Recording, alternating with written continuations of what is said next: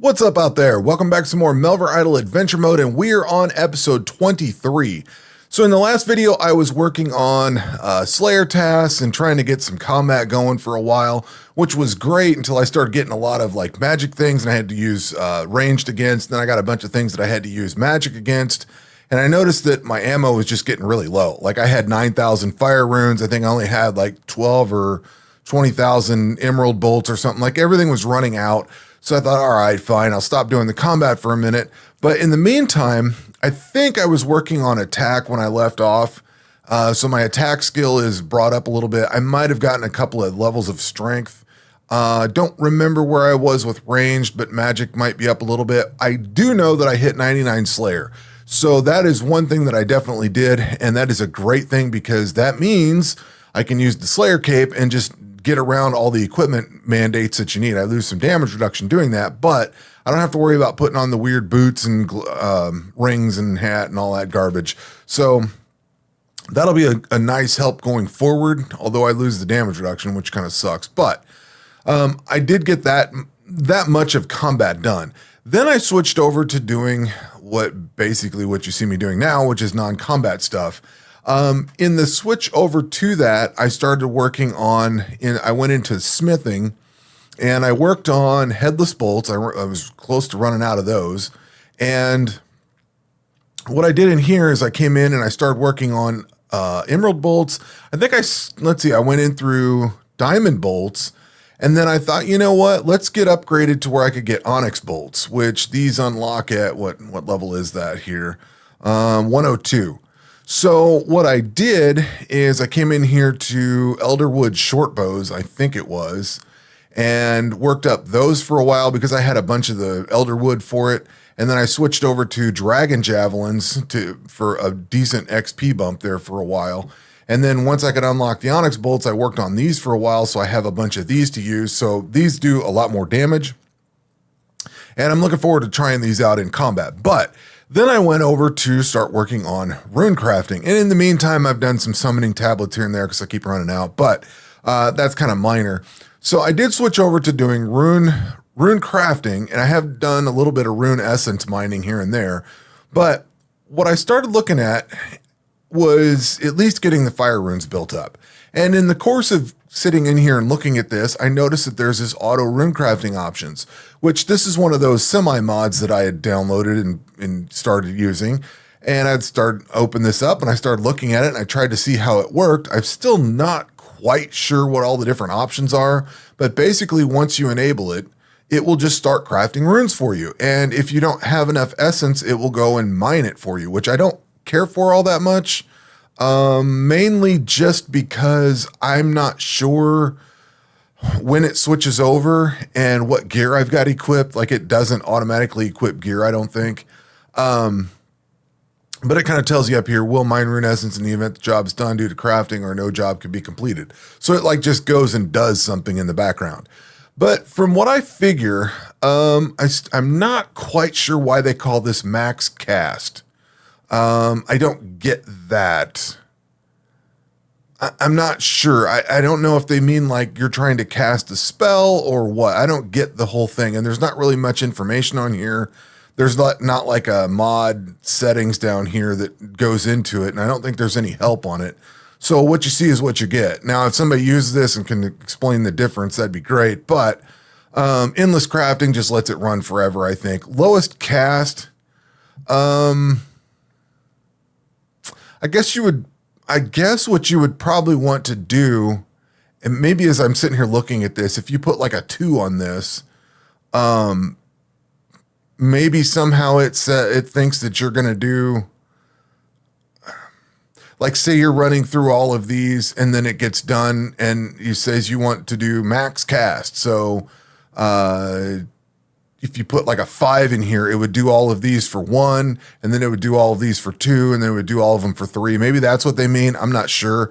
I just went for like an upper limit. Like I want 200,000 mine runes, 1 million air, and 500,000 of the remaining elementals, and then 500,000 of the rest.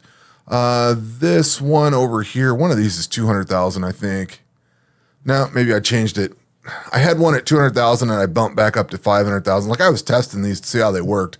So pretty much what you do is once you enable this, I set this to lowest cast, put a 1 in here, and then put the values that I wanted all this to reach. So basically it's going to come in here and just start crafting runes.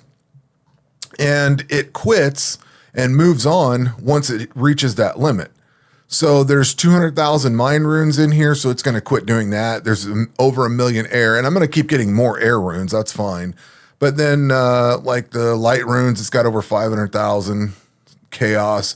So it gets slightly above where it's at, pretty much. This one, Spirit and Ancient, those are the only two that I have left to get anything on. I put 1 million on Ancient, so I'm going to wait on, be a while for that one. I'll have to go mine up some more rune essence, but in the bank, this is what it looks like. There's 1,200,000. Oh, the mined rune was the 200,000 I needed to bump up. But anyway, I figured 1 million for each of these probably at some point, but for now, I just wanted to get back into combat, and I was curious how this thing worked. So I just set it to roll, and this is what it turned out. So that's kind of where this is. This is a pretty cool mod. Now, this thing will fight you until you disable it. So if you try to do something different, it will keep switching on you. So that's kind of miserable. I don't know if it switches like on skills, if it goes to something different or not. Like it disables this if you switch to cooking or something. I'm not sure. I haven't really focused on that. But this thing did get in. I was trying to do something different. I can't remember what the scenario was, but there was something I was trying to do, and I had to actively go in here and disable it because it kept restarting on me. So I did have to go disable it at some point. But we are now into basically up into the 100. So that means I've got the skill cape on, and I've got, you know, we're starting to get into the next higher tier of, well, all the expansion runes. So that'll be kind of cool to get those going because there's some Township tasks that I can use with those. Township is up here now.